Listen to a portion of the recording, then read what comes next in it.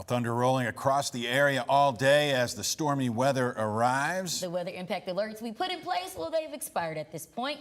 And we will Here I am. back literally, physically, and of course on today, You betcha. meteorologist Tom Brannon. Yeah, he's got the latest updates for us on where the storms are headed as we head toward the weekend, sir. You betcha. It's my first 6 o'clock in a while, and I'm standing in the wrong spot. Wouldn't that be just great, huh? Yeah, you know, it's been a stormy scenario here at Arkansas today. We started the morning off with the summer cereal drive kickoff at the Arkansas Food Bank, just as Atlanta storms was blowing through. That's over with, and now we're dealing with storms that are moving out of Oklahoma into western and southwestern Arkansas that have inspired a few severe thunderstorm warnings in that part of the state. Let's take a look at it real quick, and you can see that we do have quite a bit of activity here in western Arkansas, the River Valley, but these storms over towards Sebastian County, Polk County, and an area where we have that tornado watch in southwest Arkansas. That's where we're finding the storm strong enough to produce some large hail. Here you go, right here, lining up in Logan County. No warning here, but there is one just to the west, and we've had a couple now. Scott County, that warning expired, but a new in Polk County that is going to impact the Mena area. And it's going to be primarily large hail, about an inch in diameter or larger, possibly some gusty winds. We do have a risk of severe weather for tonight, and it's primarily over the southwestern part of the state. Our atmosphere has been worked over here in central Arkansas, but we could still have a thunderstorm. Our main concern is going to be some damaging winds of 58 plus, large hail, maybe upwards of 2 to 3 inches in diameter, and we can't rule out the opportunity for a brief tornado. Let me put it into motion for you. 7 o'clock, storms looking like this by 10 o'clock over southwest Arkansas. We have more chances of storms in your weekend forecast. I'll have that for you when we speak again. All right, Tom, thank you. Arkansas lawmakers plan to announce new developments in the Brian Malinowski case. You may remember this name. He's the former airport executive killed in his home during an ATF raid in 2024. His case has become a focal point for gun rights advocates who question the federal investigation that led to the raid. The FBI claimed Malinowski's weapons that he sold at gun shows eventually turned up at crime scenes. Little Rock State Senator Mark Johnson plans a news conference now for Monday morning. It promised an announcement regarding a recent development in the case, but didn't give any details beyond that. We will provide streaming coverage on Monday on THV 11+.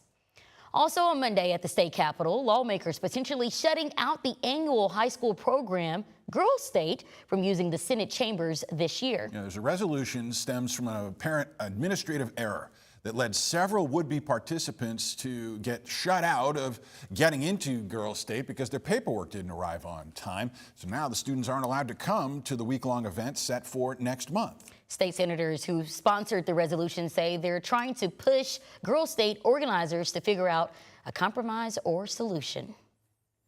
Well, as you deal with the what's for dinner question tonight, the push to open new options for SNAP recipients is advancing in Congress. Yeah, THV 11's Micah Ellison breaks down the proposal to include hot rotisserie chicken dishes when you check out at the grocery store.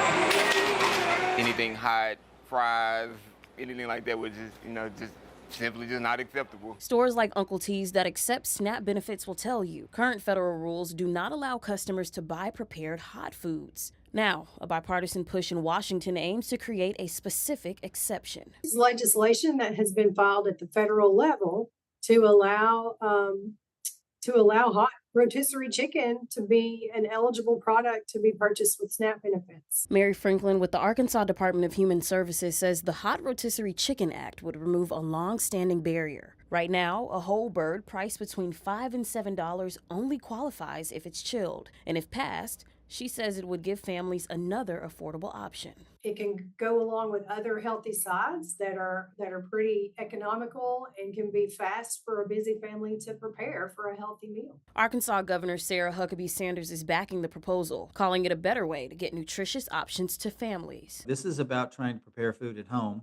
This is about going to the grocery store, buying your food items, taking them home and preparing your food at home. That's what this is about. Arkansas Congressman Rick Crawford is leading the effort on Capitol Hill. He says H.R. 8403 was originally withdrawn during the 2018 Farm Bill markup. I guess my question, why now? Well, I don't really know the answer to that because I'm kind of perplexed why this was not standard to begin with. He tells me the bill would modernize the rules without adding costs to taxpayers. And beyond convenience, he hopes it could help families in food deserts access protein-rich meals. Those small, as you mentioned, mom and pop establishments in small communities. I wouldn't be surprised if they started to offer rotisserie chicken because it will be, I'm confident it will become an acceptable SNAP benefit purchase. And back at Uncle T's, Jamar Jones says he's watching the legislation closely, adding what's good for the community is often good for local businesses. From a business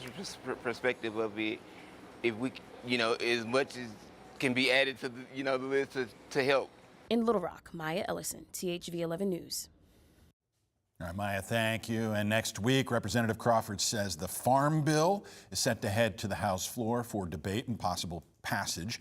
The bill includes this legislation, which he calls the first major step toward getting it signed into law. The prosecutor in Southwest Arkansas has cleared a Texarkana police officer for firing his weapon during a traffic stop. This goes back to April 12th, where investigators say 46-year-old Tommy Sevier had an active felony warrant. Police say he handed over one gun, but then pulled a second and shot himself. Officers fired one round after hearing that shot, hitting him in the shoulder, according to them. The crime lab says the self-inflicted wound caused his death, and the prosecutor says the officer acted to protect lives. Meanwhile, prosecutors in North Arkansas have brought charges against a former court clerk in the city of Bull Shoals. State police announced that Darla Jo Hewlin is facing felony charges for allegedly pocketing more than $2,200 in court fines. Investigators say a state audit uncovered the missing money back in 2024. Hewlin is free on a $10,000 bond that she posted on Tuesday. The city of Little Rock is taking a new step toward using artificial intelligence. City leaders announced a new policy Thursday aimed at using AI while protecting public trust. City officials say the new policy creates a framework for how AI can be used across city departments, with the focus on improving efficiency, modernizing internal systems, and making city services more accessible.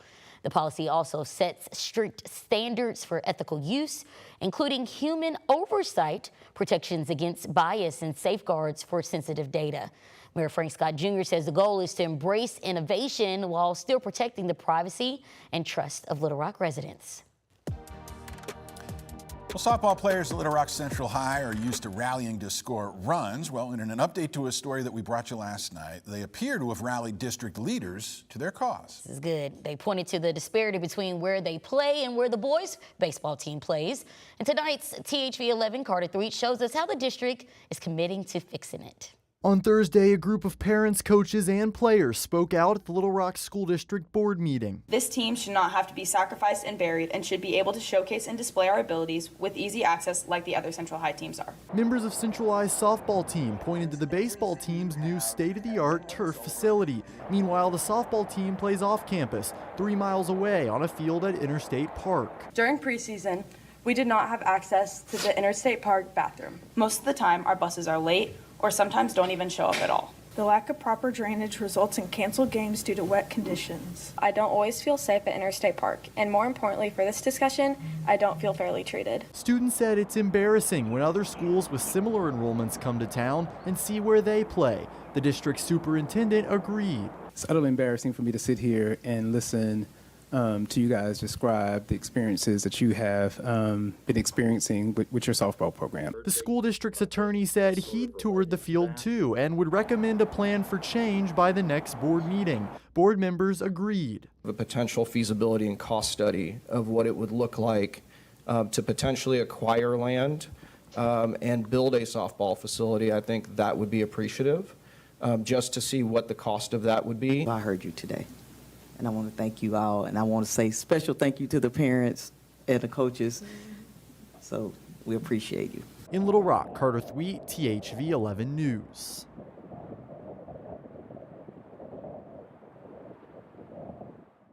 School board member Greg Adams suggested the administration also review other athletic programs to make sure there are no additional fairness concerns that need to be addressed. Well, coming up, see how communities across the country are coming together through a one-of-a-kind quilt project for America's 250th birthday. After a stormy day, tomorrow looks a little better during the daylight hours, but more storms firing up tomorrow night could impact western and central Arkansas. I'll have the latest timing on those storms when we come back.